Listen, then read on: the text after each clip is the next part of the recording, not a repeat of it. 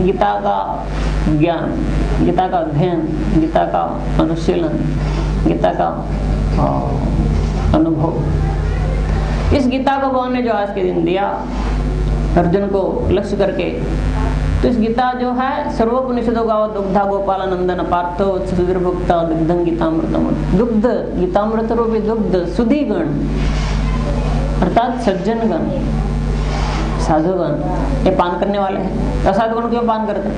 वो पान करते हैं ड्रेन का पानी पान करते हैं, गीता कोई पान। गीता जो है इतना उत्तम चीज है, उपनिषदों का सार। तो इससे बढ़कर एक चीज है सर्व वेदांत सारंग श्रीमद् भागवत मिश्यति, समस्त वेदांतों का सार है भागवत। गीता जहाँ पर अंत होता भागवत वहां पर शुरू होता। इस भागवत और गीता इसका चर्चा मनुष्य के जीवन में निरंतर होना जरूर है। नित्य भागवत सेवा, गीता का और भागवत का अनुशीलन और सेवा।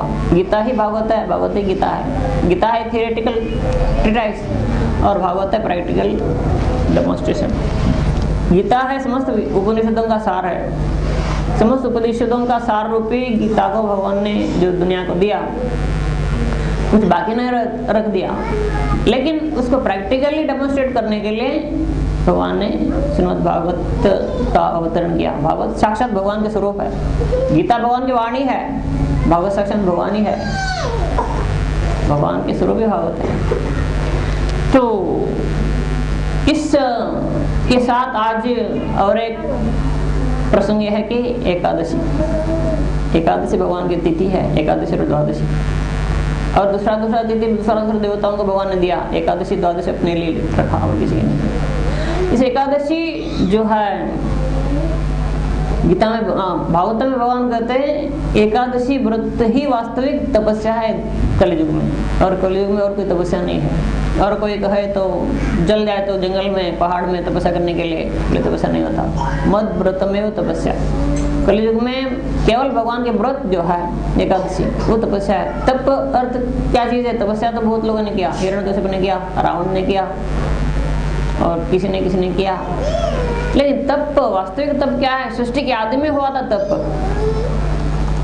जब ब्रह्मा जी को भगवान ने सृष्टि किया, ब्रह्मा जी देख रहे चारों ओर अंधेरा है, मैं क्या करूं? अभी समझ नहीं आ रहा ब्रह्मा जी को कैसा सृष्टि करूं, पता नहीं, सब और अंधेरा है और कुछ दिखाई नहीं दे रहा है, कुछ ज्ञान भी प्राप्त नहीं हो रहा है। तब भगवान ने उसको, जब ब्रह्मा जी ने कोशिश किया जानने के लिए, ब्रह्मा जी जिस पद्म के ऊपर उनके सृष्टि हुआ था, पद्म नाल में उतर गए, उतर कर कहाँ तक ये इसका मूल कहाँ पर है? मूल दिखाई नहीं दे रहा है।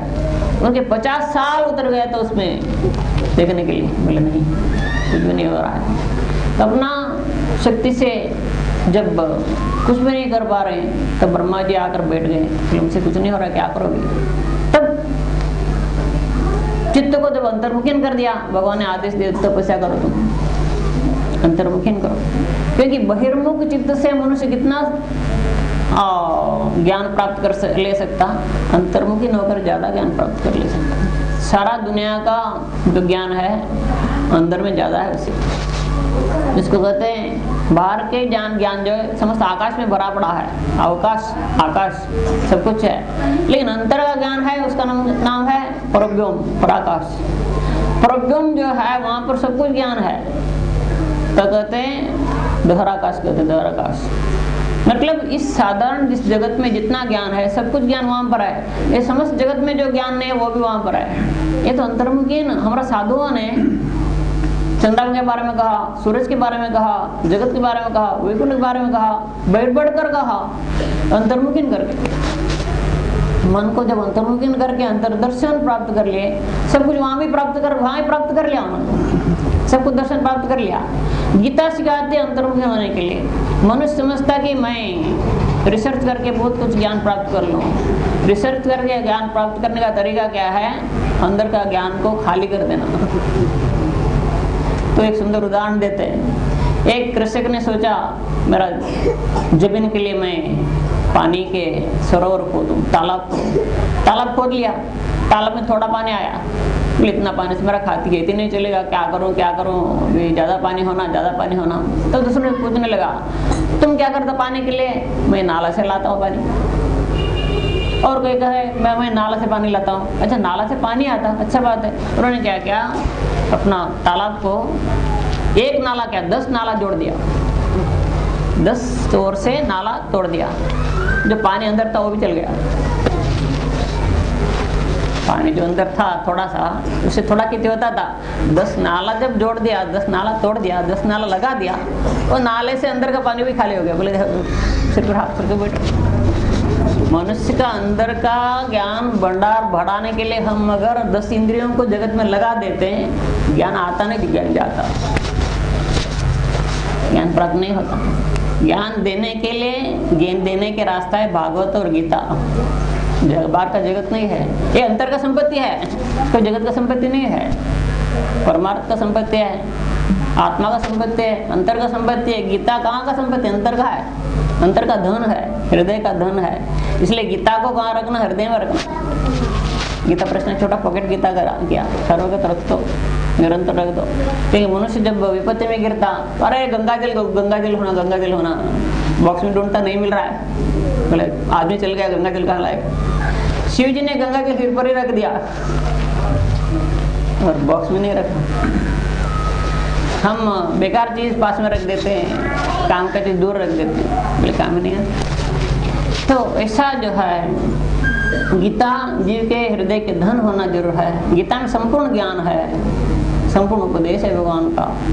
और अंत में भगवान ने ये भी कहा कि गीता, अर्जुन ये गीता ज्ञान तुमको मैंने दिया, इस ज्ञान को किसी मूढ़ को और अश्रद्धावान को और नास्तिक को, दुष्ट व्यक्ति को और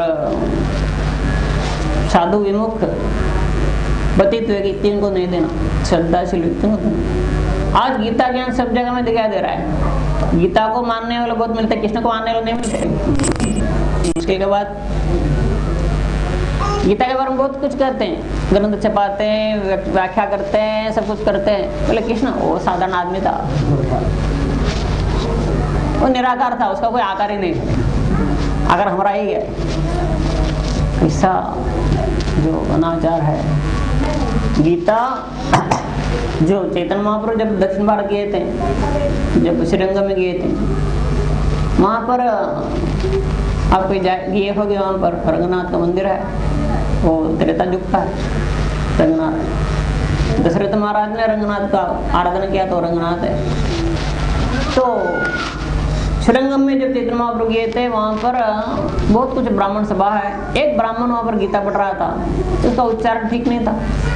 उच्चारण जब ठीक नहीं था तब दूसरा ब्राह्मण हंस रहे कि क्या उच्चारण नहीं जानता, क्या उच्चारण करता, क्या गीता पढ़ रहा है। लेकिन उसकी आंख से आंसू बह रहा है, गीता पढ़ रहा है, वो गीता में मग्न हो रहा है, आंसू बह रहा है। चैतन्य महाप्रभु पूछा, अरे ब्राह्मण तेरा क्या भाव है बताओ। प्रभु जी मैं तो मूढ़ हूँ, मेरा गुरुजी ने कहा ये साक्षात भगवान का वाणी है, इसको पढ़ते रहो तेरा कल्याण हो जाएगा। गुरुजी ने मुझे कहा, उनके आदेश के अनुसार पढ़ता रहता हूँ।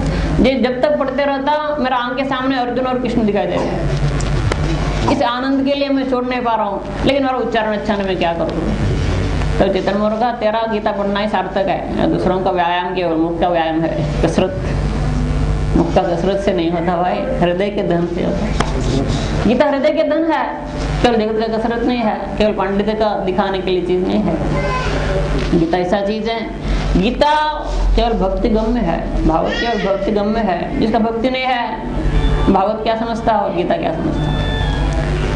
तो गीता पढ़कर मनुष्य पांडित्य बता सकते हैं और जागतिक व्याख्यान कर सकते, सब कुछ कर सकते हैं, लेकिन ये बड़ा चीज नहीं है। गीता पढ़कर भगवान की कृपा लाभ करना। गीता का अर्थ क्या चीज है?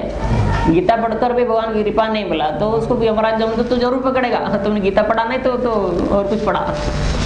गीता का अर्थ क्या है? भगवान का वाणी है। गीता का प्रत्येक श्लोक मंत्र है।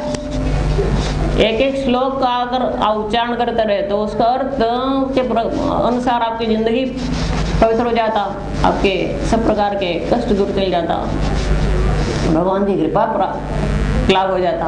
गीता के बाद जैसा कि भागवत का भी किसी श्लोक का अगर आप पाठ करते रहो तो वही काफी है मनुष्य को जीवन धन्य करने के लिए।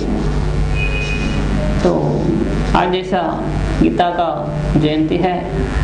जो गीता हम प्रतिदिन थोड़ा थोड़ा अध्ययन करें, थोड़ा थोड़ा पाठ करें, गीता पाठ से जहाँ पर गीता पाठ होता अज्ञान दूर चल जाता और सब प्रकार के कल्याण प्राप्त हो जाता और सब प्रकार के अमंगल वहाँ से दूर हट जाता। घर में जहाँ पर गीता है और गीता की आराधना है, गीता के अध्ययन है, गीता के अर्थ के साथ वास्तविक गीता श्रवण करना जरूर है।